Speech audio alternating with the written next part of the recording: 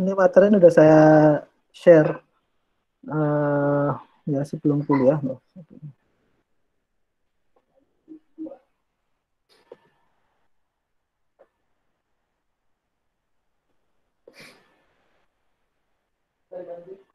Jadi ya materi ketiga ya setelah UTS ya tentang sistem pengantaran obat gastroretentif. Ya. Nah, ini gambarnya ini menggambarkan ya, dari kata-katanya gastroretentif. Jadi gastro dari kata-kata gastric atau gastrointestinal, retentif penahanan. Ya. Jadi sistem pengantaran obat dengan menahan di gastro, di lambung, gastrik. Ya. Oh ya, ini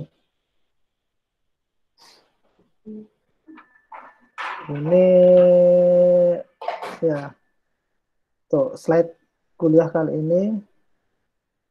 Bentar.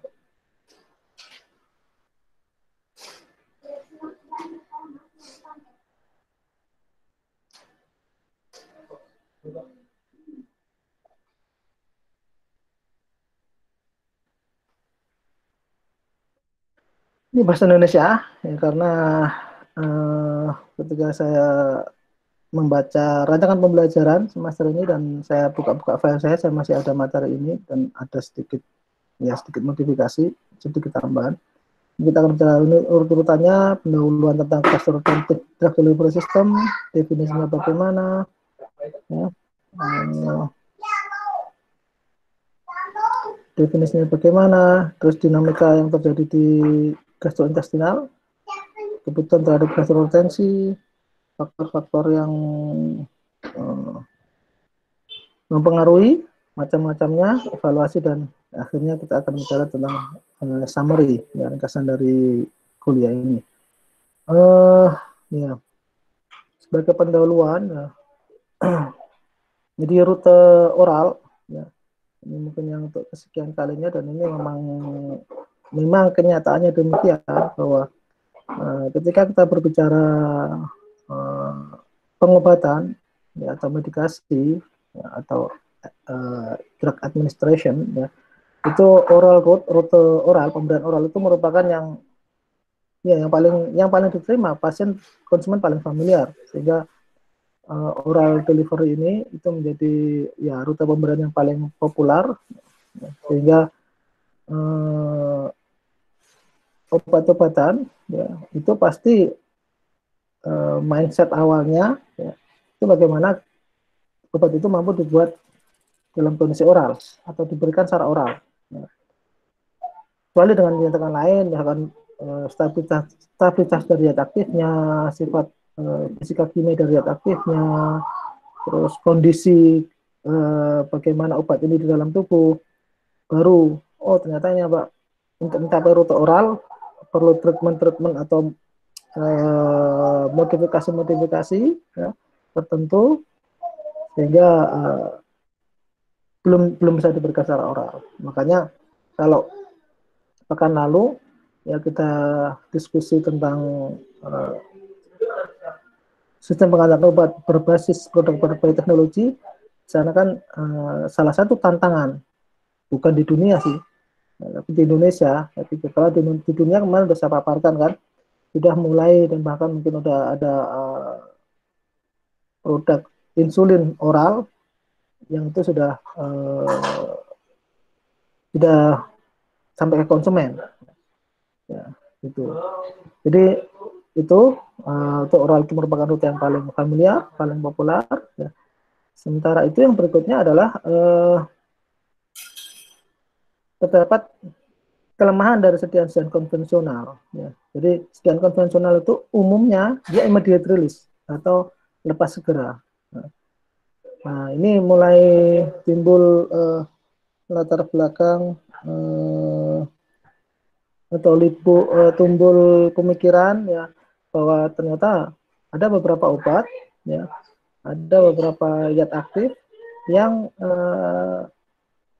seandainya dibuat pelepasannya itu diperpanjang, extended release, atau dihantarkan pada tempat yang khusus, itu dia nanti absorpsi, ya, efek terapinya akan lebih bagus dibandingkan dengan sediaan secara konvensional. Ya. Berikutnya, bagian dari pendahuluan juga bahwa ada beberapa obat yang indeks absorpsinya sempit. Nah, indeks absorpsi sempit. Jadi harus diperhatikan bagaimana supaya obat yang punya indeks absorpsi sempit ini absorpsinya dapat secara maksimal diabsorpsi oleh tubuh. Ya. Dan juga ada yang obat yang transportnya di mediasi pembawa di daerah lambung dan di bagian atas usus kecil. Ya. Dan obat-obat ini itu bioavailabilitasnya rendah ketika diberikan dalam bentuk sediaan farmasi konvensional. Nah, untuk mengatasi ini latar belakang, ya, terus perumusan masalah, tujuannya untuk mengatasi beberapa masalah tersebut, maka beberapa peneliti itu mengembangkan yang namanya sistem pengantaran obat gastroretentif.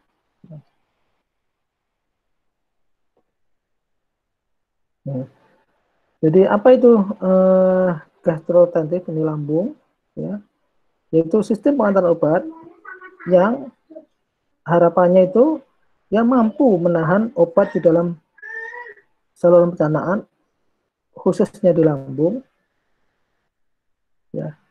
Dengan cara apa? Dengan memperpanjang periode waktunya. Jadi dia dengan menahan posisi obat itu dalam lambung. Ya. Ya.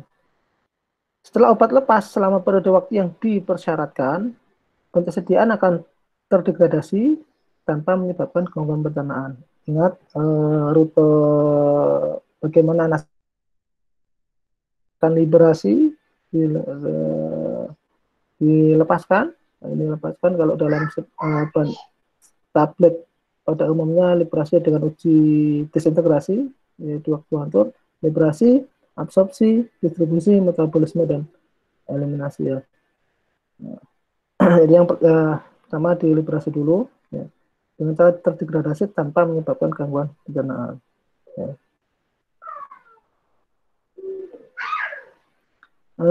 Ya, terus berikutnya kebutuhan terhadap gastrotensi, ya. Sistem pengantaran obat kontrol rilis terkendali, ya, dengan extend or prolong the residence time, ya, waktu tinggal di lambung, ini memiliki beberapa keuntungan, meskipun nanti juga ada keterbatasannya. Jadi dalam sistem yang didesain oleh manusia itu pasti ada punya kelebihan, punya kekurangan. Ya. Salah satu kelebihannya ini adalah dengan membuat drug delivery system gastroretensi ini dapat membantu dalam terapi untuk apeptik di lambung-lambung yang sudah mengalami, yang ada lukanya. Ya. Dan juga sangat menguntungkan untuk obat-obat yang diabsorpsi pada bagian proksimal saluran pencernaan, misal gabapentin, ciprofloxacin, dan lain-lain. Kita lihat di sini, ya, ini tubuh dari lambung, ya, pylorus, duodenum, bagian dari lambung. Jadi di sini apanya. Ya. Gastrotensin dilakukan untuk, ya, tadi obat-obatan yang diabsorpsi dari lambung, misal levodopa, furosemid, ya. Terus berikutnya untuk obat-obat yang beraksi secara lokal di dalam lambung, ya. Terus juga dapat digunakan untuk terapi antibiotik, ya. Obat-obatan yang kelihatannya buruk pada pH basa, contohnya diazepam, salbutamol. Ya. Terus juga dapat dilakukan untuk obat-obatan yang terdegradasi di kolon, untuk captopril, ranitidin, metronidazole. Dan tadi obat-obatan yang memiliki jendela absorpsi sempit. Dari mana kita bisa mengetahui obat-obat yang memiliki jendela absorpsi sempit? Ya, dari kompendia. Ya. Ketika kita mau mendesain, ya, ingat dulu sediaan farmasi, ketika kita mau mendesain suatu sediaan farmasi, ketika kita mau memformulasikan suatu sediaan farmasi, kan kita harus mengetahui dulu sifat-sifat fisikokimia zat aktif tersebut, sifat fisikokimianya, dosis terapinya, efektivitasnya bagaimana, kalau ada profil BABE-nya bagaimana. Itu berguna untuk menentukan kira-kira kita mau memakai sistem pengantaran yang bagaimana. Keuntungannya meningkatkan absorpsi obat, ya. Karena apa? Karena dengan model GRT, gastroretentive time, jadi dengan model obat sekian farmasi itu ditahan di lambung, itu dia akan meningkatkan waktu kontak, ya, can increase the intimate contact, ya, time, dapat meningkatkan kontak dari obat tersebut, ya. Ketika dia udah waktu kontaknya di sana, ya, harapan berikutnya adalah absorpsinya bisa meningkat, ya, absorpsinya bisa lebih bagus, ya. Itu bisa dibilang highlight gastroenteritis drug delivery system. Jadi dia dengan meretensi obat itu di gastrik, di lambung, dan meretensi ini dapat meningkatkan waktu kontak antara obat dengan lambung, ya, waktu kontak lama, panjang, sehingga absorpsinya diharapkan menjadi lebih bagus, lebih banyak, meningkat. Ketika absorpsinya meningkat, ya, harapannya efek terapinya menjadi lebih bagus. Ditandai dengan salah satunya dengan bioavailabilitas obat tersebut tinggi. Ya. Terus keuntungan berikutnya, obat diantarkan secara terkontrol, terkendali. Pengantaran obat untuk aksi lokal di lambung. Gitu, ya. Terus berikutnya, dia dapat menimbulkan iritasi mukosa oleh obat dengan melepaskan obat secara lambat pada laju yang terkendali, kontrol. Ya. Keuntungan yang kelima, dia dapat digunakan untuk treatment gangguan gastrointestinal seperti reflux gastroesofagus. Ya. Terus harapannya adalah mudah diberikan dan pasien merasa lebih nyaman. Tentunya ini kan oral jika dibandingkan dengan dalam hal ini parenteral yang ya yang dengan needle, dengan jarum suntik itu kan kadang-kadang seringnya membuat pasien, membuat konsumen sedikit trauma. Ya, itu keuntungannya. Nah, keterbatasannya, ya, jadi ada keuntungan, ada keterbatasan, ya, seperti muku adhesif kemarin, ya, kemarin pengantaran produk bioteknologi, ya. Keterbatasannya, ya, yang pertama, diperlukan konsentrasi cairan yang cukup tinggi dalam lambung supaya, ya, ada daya apung di sana, ya, sehingga obat dapat mengapung di sana dan sesuai dengan tujuan dibuatnya gastroretentif itu. Ya. Terus, sistem mengapung ini tidak cocok untuk obat-obatan yang memiliki masalah kelarutan atau stabilitas dalam cairan gastrik lambung, jelas. Ya. Jadi untuk obat-obat yang kelarutannya nggak bagus, stabilitasnya nggak bagus di dalam cairan lambung, ya ini tidak recommended.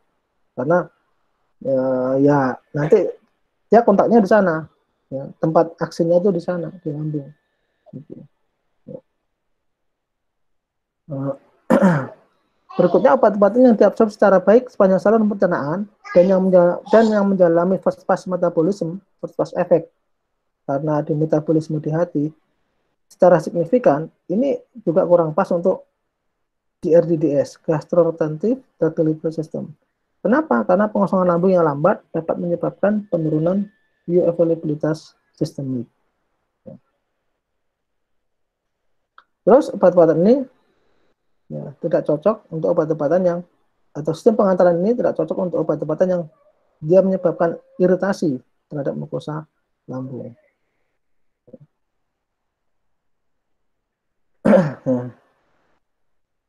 Halo, ada pertanyaan sampai sini? Halo? Belum, Pak. Belum? Ya. Ini dinamika di gastrointestinal, di saluran pencernaan.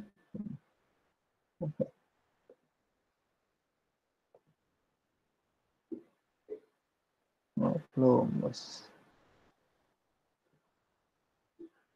Ini dinamika gastrointestinal, ya. Dikenal ada 4 fase motilitas, ya. Dinamika pergerakan selama tahap pengosongan lambung. Ya. Fase 1 30 sampai 60 menit, fase 2 ini udah mulai ada sekresi empedu, mulai ada perubahan atau penghilangan muatan dari mukus. Yang ketiga masih ada penghilangan atau ya, ini dari muatan dari mukus. Ini juga mulai ada kontraksi di sini. Ini fase 4 masuk 2 menit. Ketersediaan ini gastroretentive drug delivery system ini diharapkan itu dapat ya pada jadi ini fase 1 pengosongan. Kalau misalkan harapannya bisa sampai ke sini kan 30, katakan 60 menit, 400 menit, 20 menit, 120. Jadi harapannya dia mampu menahan aksinya pada fase 3 ketika mulai ada kontraksi-kontraksi ini. Ya. Dengan adanya kontraksi-kontraksi peristaltik lambung itu ya diharapkan dengan obat itu tertahan di lambung lama di sana, ya, terus ditambah dengan gerakan-gerakan kontraksi atau peristaltik dari lambung itu mampu meningkatkan absorpsinya. Ya, udah lama di sana, ada gerakan-gerakan itu diharapkan dia akan meningkatkan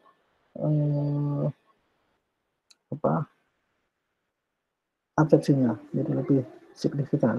Ya. Faktor yang mempengaruhi gastroretensi, faktor-faktor yang mempengaruhi gastroretensi diantaranya bentuk. Ya. Untuk gastroretentif drug delivery system ini lebih baik dimiliki oleh perangkat berbentuk tetrahedron dan berbentuk cincin, ya, cincin atau tetrahedron. Ya. Ini nanti ada hubungannya dengan nanti macam-macam pendekatan gastroretentive drug delivery system di slide-slide berikutnya. Ya. Terus pentersediaan tunggal atau multi unit, pentersediaan multi unit menunjukkan efek yang lebih baik dibandingkan pentersediaan unit tunggal.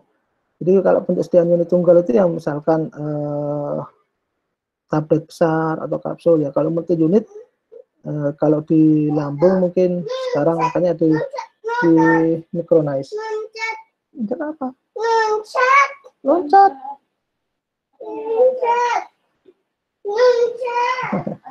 Maaf ya, ada selingan dari anak saya.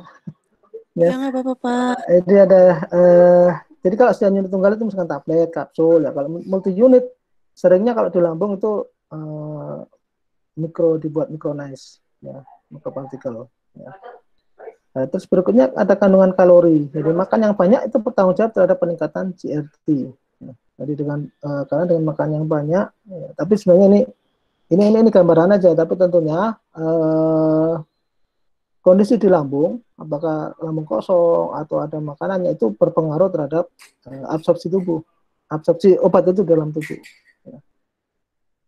Usia ini juga pengaruh. Ya, orang yang lebih tua itu memiliki GIT, gastrointestinal tract atau saluran pencernaan lebih panjang secara signifikan dibandingkan dengan yang lebih muda, anak-anak. Ya.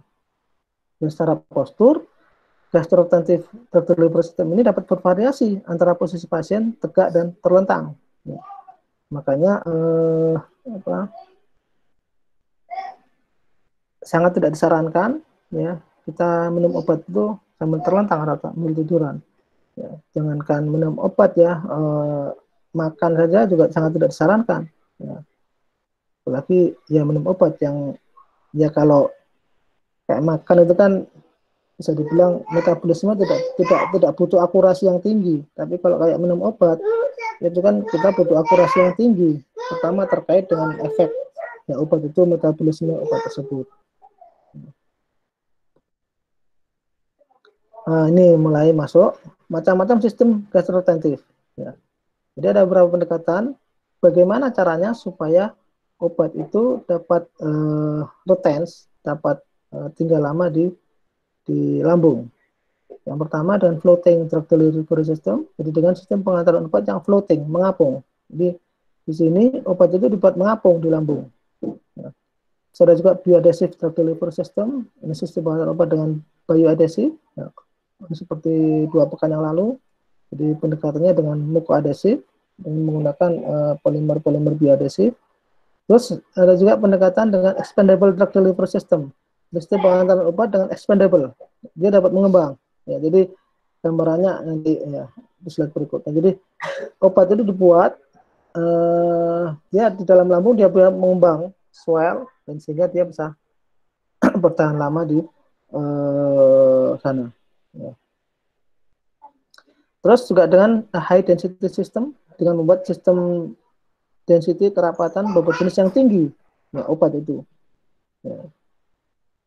Terus juga dengan hydrogel superporous, jadi hydrogel dibuat superporous, pori-pori yang super. Terus juga dibuat dengan sistem magnetik, dengan magnetik. Apa aja itu penjelasannya? Ini fisiologi dari saluran pencernaan. Ya. Yang pertama floating system. Jadi floating system harapannya obat itu di sini. Ya. Jadi tablet, apakah nanti ketika dia floating bentuknya masih tablet atau bisa nanti ada rafting, bentuk rakitan atau yang lainnya, dia floating di sini. Terus yang nomor 2 bioadhesive, jadi obat berinteraksi dengan mukus di sini, nempel di sini. Ya.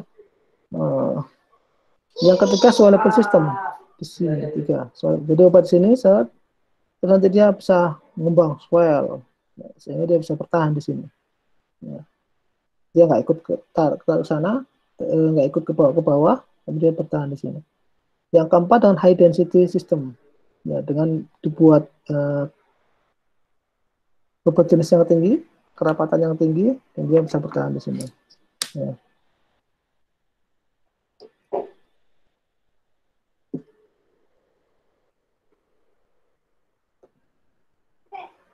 Nah, floating system, sistem dengan mengapung, ya, ini dibuat dengan sistem yang memiliki densitas bulk, ya, jadi dari sistem densitas bulk, densitas dari obat tersebut, sekian farmasi tersebut, itu lebih rendah daripada isi lambung.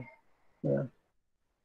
Jadi dibuat, kan kalau bobot jenis lebih kecil, misalkan kita masukkan suatu benda dalam suatu cairan liquid, ketika benda yang kita masukkan ke dalam cairan itu bobot jenisnya lebih kecil dibandingkan dengan cairan di dalamnya, benda itu kan akan mengapung. Tapi ketika benda itu memiliki bobot jenis lebih rendah, dia akan tenggelam. Kebalikannya, ini nanti digunakan untuk high density system. Nah, jadi obat itu kalau floating, obat dibuat density-nya lebih rendah, ya, supaya dia bisa mengapung di sana. Ya. Memiliki potensi untuk pelepasan obat secara berkelanjutan dan mengapung dalam lambung untuk periode waktu yang extended, yang lama atau panjang. Pada tahap akhir, sisa sistem baru dapat dikosongkan dari lambung. Makanya mostly, ya, hampir seluruh apalagi sekarang, ya, hampir seluruh pembawa dalam hal ini protein ini pembawanya ya polimer, ya, hampir semua pembawa yang digunakan untuk ya sekian farmasi sekarang mostly itu biodegradable. Harapannya apa? Dia dapat terbiodegradasi, dia dapat terbiodegradasi secara sendirinya. Jadi tidak menimbulkan masalah after that, ya, setelah itu. Ya. Jadi pada akhir sistem dapat dikosongkan dari lambung, ya. Kalau biodegradable dia bisa terdegradasi secara biologi. Tipenya, ya, hydrodynamically balanced system, jadi sistem keseimbangan secara hydrodinamis dengan gas generating system, jadi dengan sistem yang menghasilkan gas, ya, effervescent, ya, contohnya, dan juga dengan raft forming system, jadi sistem dengan membentuk rakitan. Ini gambarannya, drug reservoir obat di sini, ya. Nah, nanti ini posisi ketika dia udah di dalam cairan, ya. Kalau dalam ketika di luar, ini mungkin nggak akan terlalu kelihatan porosnya, ya. Karena ya porosnya ini mikroporus, porus-porus yang kecil, ya. Mikroporus wall, dinding-dinding yang mikroporus. Nah, ini flotation chamber, gitu ya. Tekniknya, teknik mengapungnya ada yang dengan effervescent, ya, effervescent, ya, dengan, ya, gas generating system dengan menghasilkan gas, dengan gas effervescent, gas karbon dioksida, karbon CO2. Ya. Sistem ini mengandung cairan yang dapat volatile, dapat menguap, effervescent. Yang non effervescent, ya, sistem dengan barrier gel colloid, ya. Jadi dia non effervescent, dia tidak menimbulkan gas, Terus dia ada alginate pitch, ya, jadi dengan pitch alginate. Ya, ini ya siapa tahu Anda yang tertarik riset ya, yang sekarang riset dengan saya, ini saya punya alginate. Ya, kalau kemarin saya cerita saya bawa PLGA, saya kemarin juga saya bawa alginate dari Belanda. Jadi ada polimer alginate sama PLGA, polimer frozen dengan alginate pitch. Dan ada juga non effervescent dengan hollow microspore berongga. Dan dengan sistem microporous compartment system, dengan sistem kompartemen yang mikroporus seperti yang digambar sebelumnya. Ya. Ini contoh formulasi gas retentif yang sudah komersial, ya. Ada Madopa, isinya kapsul yang floating mengapung, ada levodopa, benzerazide. Ini pengenalnya dengan kapsul floating CR kapsul. Jadi kapsul dengan mengapung ya. CR ini biasanya control release, jadi kapsul mengapung. Ada valve release, ya, isinya diazepam, di kapsul mengapung. Topalkan dengan floating antacid ya, untuk mah aluminium dan campuran aluminium dan magnesium. Ini mengapung sediaan alginat, liquid alginat yang mengapung dengan melepaskan effervescent. Confuran isinya ferrosulfat. Floating drug delivery system dengan membentuk gel koloid. Sifran OD mengandung ciprofloxacin. Nah, ini bentuknya dia mengapung dan menghasilkan gas. Halo, ada pertanyaan sampai sini? Halo? Belum, Pak. Halo? Belum, Pak.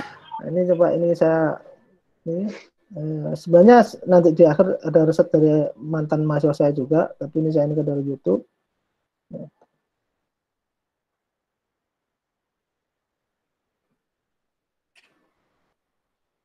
Lihat bagaimana obat ini floating. Ya.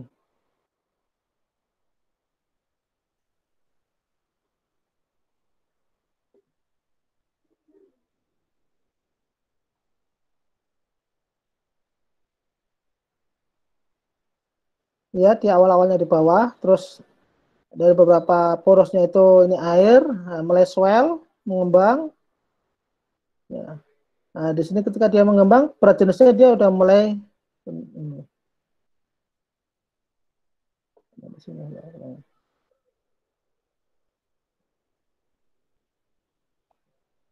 Nah, ini gambarannya, jadi dia tablet utuh dimasukkan ke dalam cairan, ya. Ini cairannya bisa air atau bisa asam, ya. Lihat begitu masuk ke bawah, dia tererosi, ya. Jadi melalui pori-pori di sekitar tablet itu, ya. Sehingga air masuk ke dalam susunan dari tablet ini, ya. Mulai erosi. Nah, ketika mulai erosi ini terus dia mengembang, Nah, ketika mengembang, dia sudah mendapatkan berat jenis yang lebih ringan dibandingkan dengan cairan ini, sehingga dia bisa mengapung.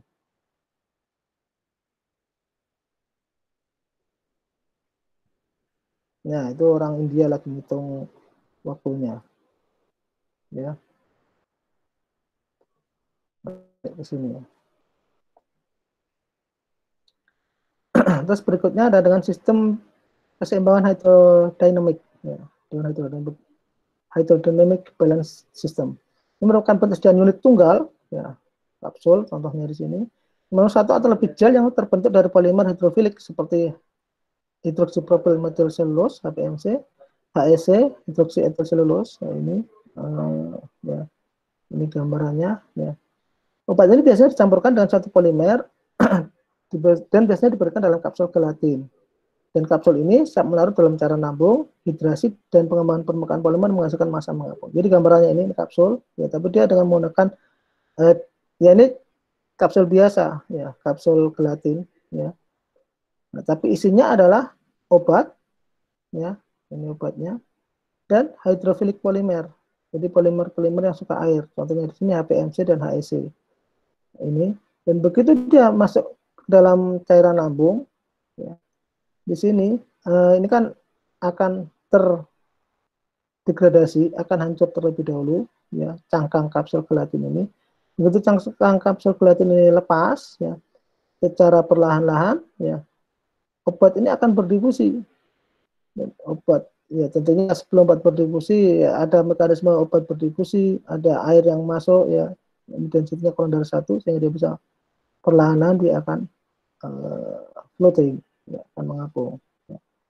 Nah, ini ada eroding gel barrier, ya, jadi dengan gel dari polimer hidrofilik ini dia bisa sebagai penghalang, ya, supaya penghalang, ya, supaya untuk mengendalikan, ya, supaya obat itu tidak lepas secara immediate, tapi pelan-pelan, ya, dengan secara erotik. Ya, itu HBS Hydrodynamically Balanced System.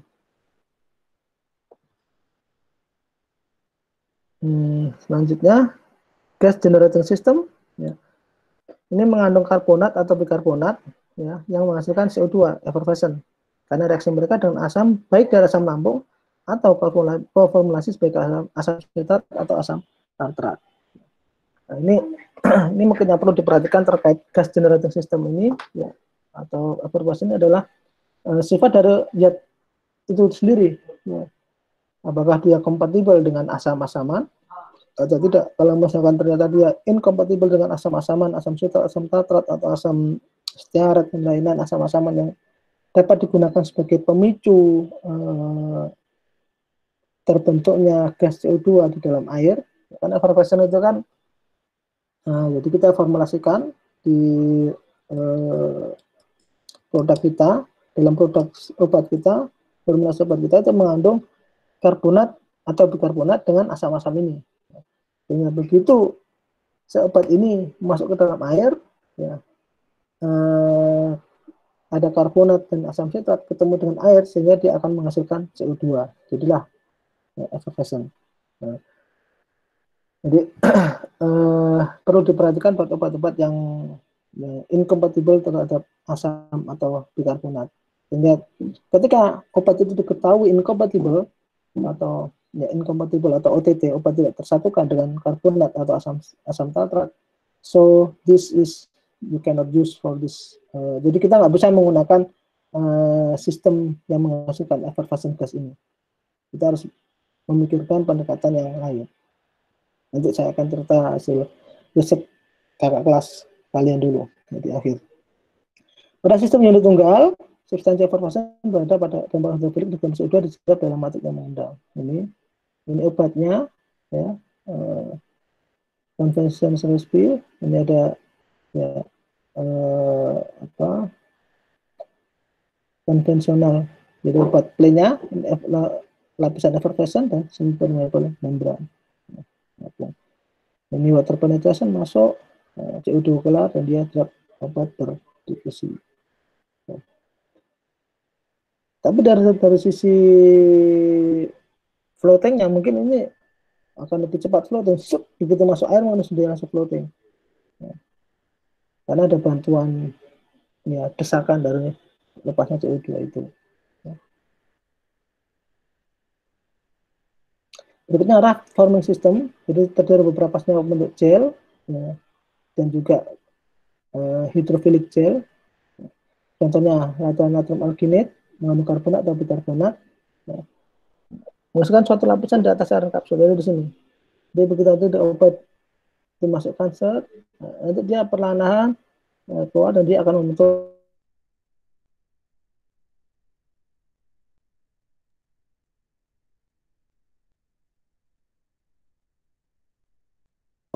tiga lapisan atas. Satu lapisan di atas saluran lambung di sini. Biasanya digunakan dalam treatment reflux gastroesophagus. Nah, terus berikutnya ada expandable system. Biasanya cukup kecil untuk ditelan.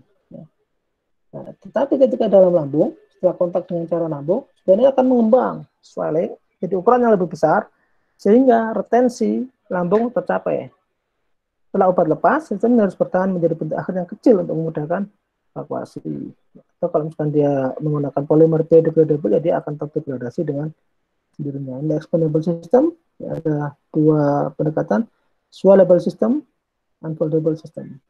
Sebenarnya ini agak mirip-mirip juga dengan ini dari sudut pandang seperti Mukaddes kemarin, ya, teori-teorinya ini dari sisi sistem untuk mengembang. Ya. Kalau di sini swallowable system, jadi bentuknya misalkan tablet, ya dia cuma mengembang saja, ya. Untuk lama kelamaan tabletnya itu ya karena semakin mengembang, semakin banyak obat yang terdistribusi, dia akan membentuk, ya bentuknya udah nggak akan berbentuk lagi. Ya. Kalau ini unfoldable system, dia mengembang begitu saja tanpa bentuknya nggak nggak seperti semula. Ada chatting.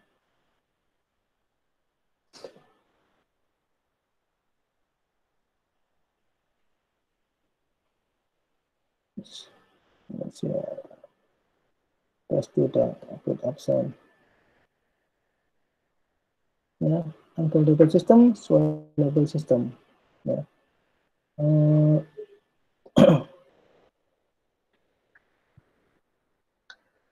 Pada sistem ini, sistem yang dikompresi ditempatkan dalam bawah seperti kapsul. Pada waktu kontak dengan cairan lambung, sistem mengembang menjadi bentuk yang dapat bertahan dalam lambung selama periode tertentu. Kenapa unfoldable system ya? Dia dalam kapsul, nanti begitu pecah ya udah bentuknya udah nggak beraturan lagi. Nah, swallowable system dapat bertahan karena sifat mekanik sistem, masuk cair dan kemudian mengembang. Pada awalnya, bentuk sedian ini sangat kecil setelah mencapai lambung akan mengembang dalam ukuran mereka dan menyebabkan protensi.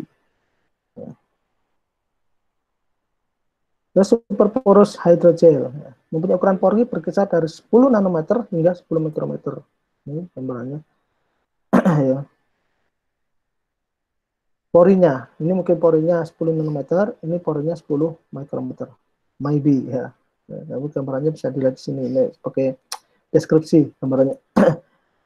Hydrogel superporous ini mengembang menjadi ukuran yang seimbang karena sifat mereka yang cepat menyerap air dengan pembahasan kapilari melalui pori-pori mereka. Mereka swell, mengembang menjadi ukuran yang lebih besar dan dapat menahan tekanan dengan kontraksi lambung ini. Ya. Dan karena ukuran yang lebih besar ini, bagian mereka yang melewati sphincter pylorus dapat dicegah. Jadi dia ini terapa sini.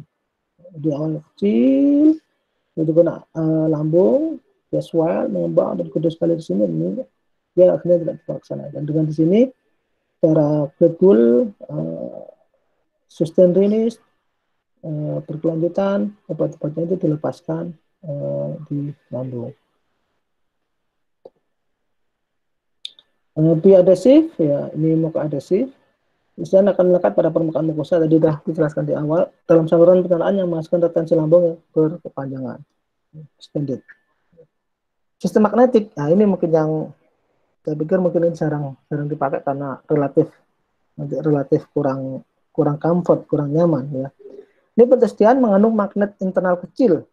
Jadi di obatnya itu diinkorporasikan magnet kecil ya. Nah, terus di perutnya itu di sekitar perut diberi dengan magnet yang lain. Jadi karena teknik ini penelitian dengan magnet internal ditahan dalam daerah perut sampai magnet eksternal terlepas. Jadi obat itu diberi magnet, nanti di sekitar lambung diberi magnet, ya, sehingga tercipta medan magnet di lambung dan itu akan terjadi interaksi karena medan magnet antara obat dengan magnet yang di eksternal itu. Nah, ini mungkin yang kurang nyaman karena harus dipegangin terus. Nah, sistem adhesif ya, saya pikir hampir sama seperti kemarin, menggunakan polimer bioadhesif yang dapat melekat permukaan epitel dalam perut, dalam hal ini adalah permukaan epitel lambung. Dia dapat melekat pada mukosa lambung dengan teori pembasahan, teori difusi, ya.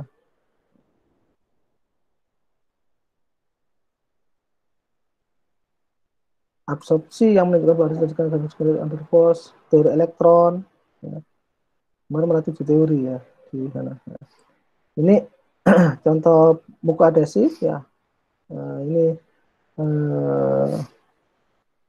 dengan menggunakan polimer-polimer yang kationik polimer, ini anionic polimer, dan ini neutral polimer.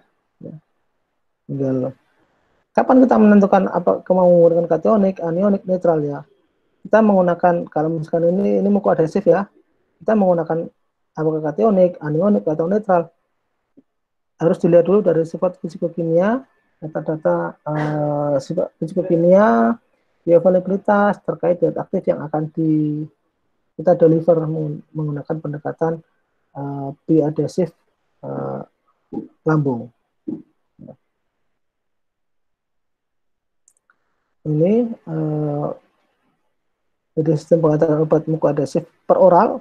Jadi kalau ini berarti sudah ada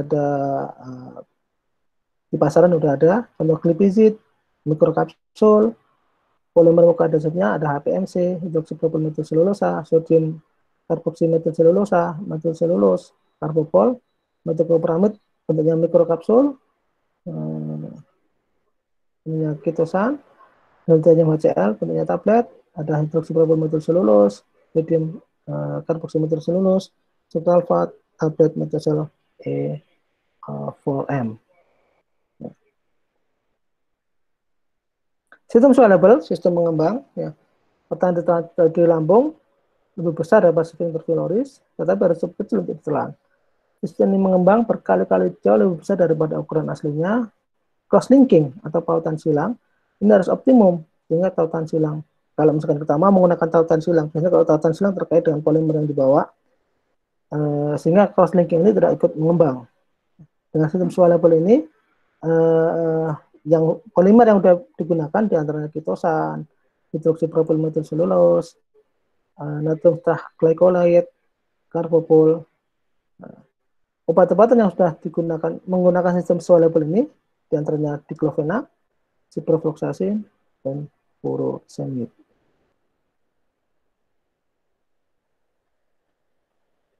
Ini gambaran swallowable, jadi ini drug reservoir obatnya. Ini material yang dapat swell dan expand, ya, yang dapat mengembang dan mengembang panjang. Ini amplop polimerik yang elastis di dalam cairan lambung, dan dia ketika dalam cairan lambung dia akan swell, mengembang, ya. Ini ya tererosi awalnya, akhirnya dia mengembang karena ada air masuk, mengembang, swell, dan secara berkelanjutan ya obat itu dapat lepas. Sistem dengan berat jenis tinggi mempunyai densitas lebih besar daripada cairan lambung. Jadi kurang lebih 1,4 gram per cc dan bobot jenis 1,6 gram per cc ini lebih disukai, ya. Cenderung bertahan pada pergerakan peristaltik lambung. Hinging oxide, iron oxide, titanium dioxide, barium sulfat ini digunakan sebagai inti berat yang inert. Ya. Jadi dia sistem density tinggi ini, sistem dengan bobot jenis tinggi ini obatnya dibuat ditambahkan dengan ini biasanya zinc oxide, iron oxide, titanium dioxide, barium sulfat untuk memperberat, untuk menambah bobot jenis dari produk tersebut. Ya. Dan tentunya dia harus inert. Ini high density system. Ya. Ini obatnya yang merah. Ini inert heavy core. Ya, tadi yang iron oxide, titanium dioxide, barium sulfat di sini. Ini magnet. Ini sesuatu yang punya berat lumayan. Ya. Ini obat. Nah, ini red controlling membrane. Red controlling membrane biasanya dari membran dari polimer. Mengandung magnet internalnya kecil, suatu magnet tempat abdomen di atas lambung. Oh ini magnetik ya. Magnet internal harus ditempatkan dalam derajat yang tinggi dan kenyamanan pasien menjadi masalah dalam sistem magnetik.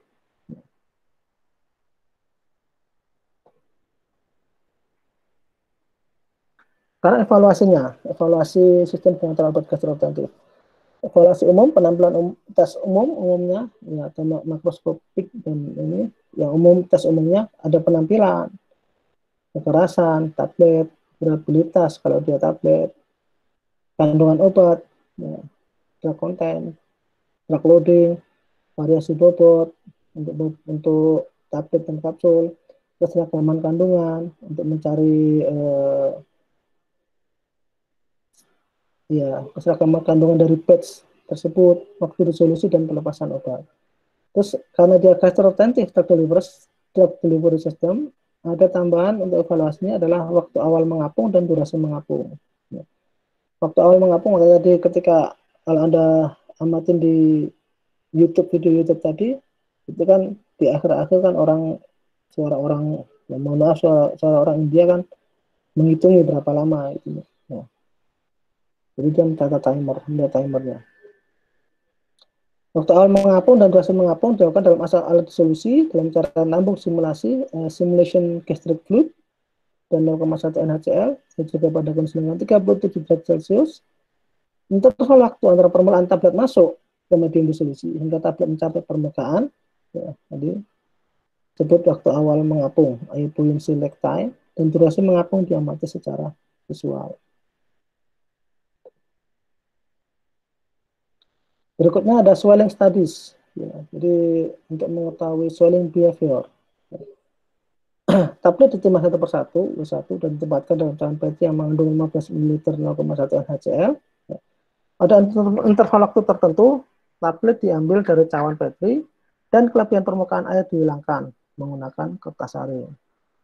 Tablet yang mengembang ditimbang kembali, dan tablet yang mengembang dikeringkan pada suhu 60 derajat Celcius selama 24 jam dalam satu oven dan jaga dalam ini derajat pengembangannya, ini persen erosinya.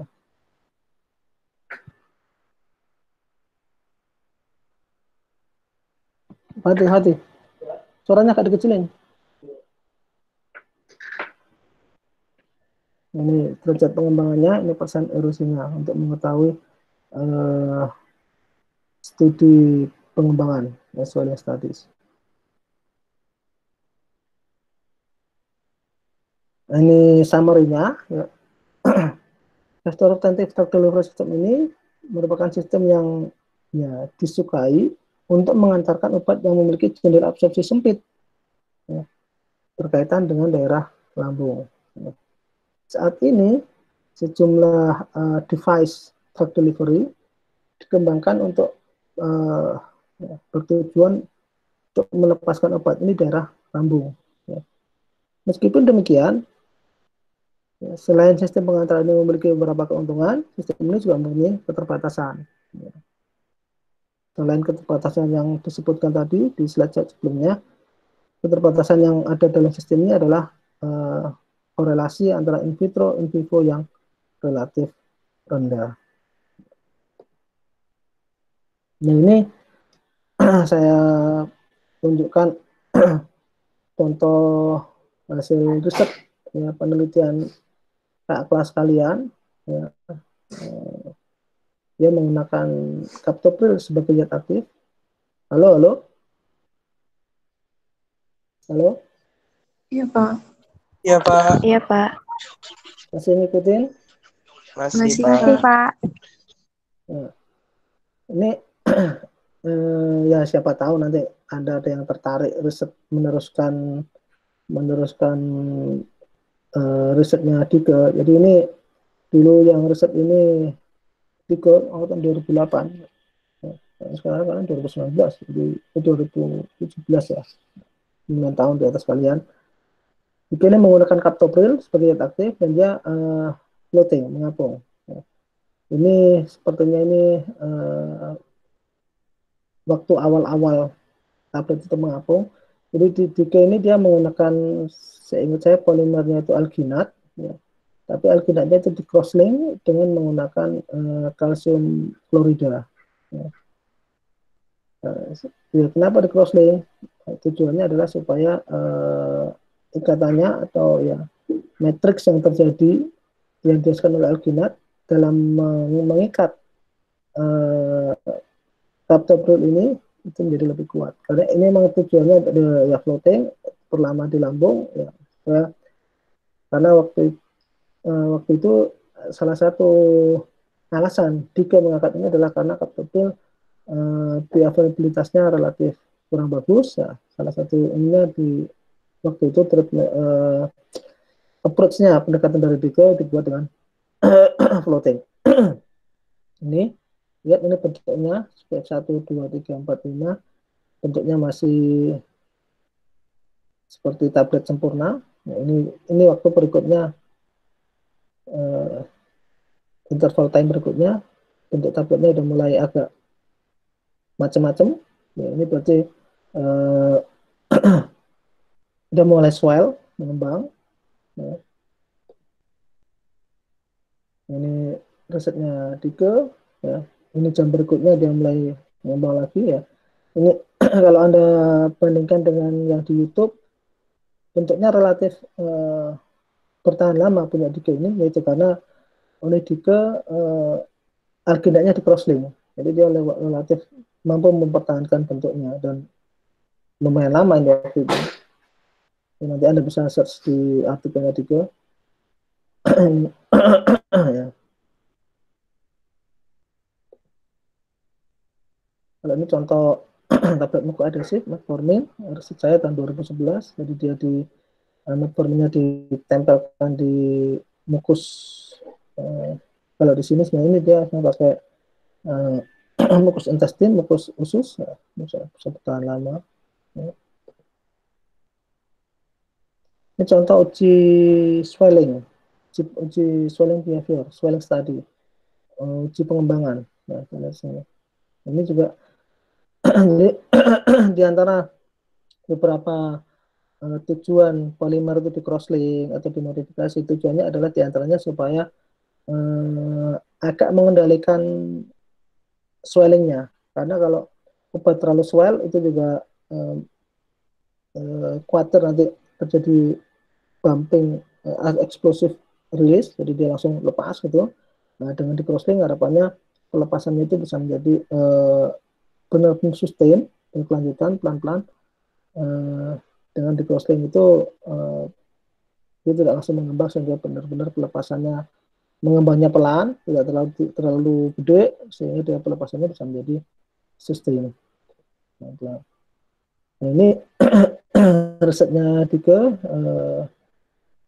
waktu itu, tapi jadi dia riset tahun 2012-an. Nah, ini akhirnya bisa dipublish di, ya, mungkin Anda bisa langsung download. Ya. Searching aja ini Dike sustain release of captopril. Ya. Ini ya, siapa tahu nanti Anda, siapa tahu saya masih punya bahan alginat dan jadi biar apa, saya nggak tahu riset terkini di farmasi terkait farmaseutika bagaimana.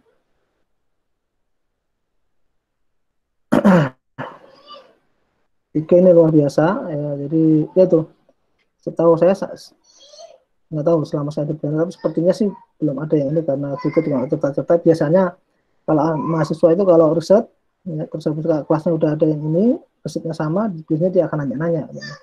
Jadi Dike ini Dike Agustrianto ini masuk luar biasa. Jadi dia ketika waktu mau skripsi dia datang ke saya, ya termasuk antik karena waktu itu memang riset di farmaseutika bukan yang favorit, bukan yang dipilih banyak orang, dan dia datang ke saya, ya, terus dan dia milih ini, dia luar biasa perjuangan juga, ya, dan ya manjada wajada juga orangnya luar biasa. Dan dia selesai S1 farmasi, dia lanjut apoteker di ITB karena waktu itu Unsur belum ada apotekernya. Setelah lulus apoteker di ITB, dia diterima kerja di Dexa, ya. Dari Dexa terus dia pindah ke Bio Farma. Jadi dia sekarang kerja di Bio Farma. Dan dia sampai sekarang saya masih kontak. Jadi saya sampai sekarang mencoba, dan masih mantan mahasiswa saya juga tetap keep kontak dengan saya. Ya alhamdulillah juga termasuk yang dia sekarang di Bio Farma, menikah dengan mungkin temannya apoteker di ITB dulu, dan sekarang udah punya anak, dan sebenarnya dia cukup bertahan di Bio Farma. Itu terima kasih, mudah-mudahan bermanfaat.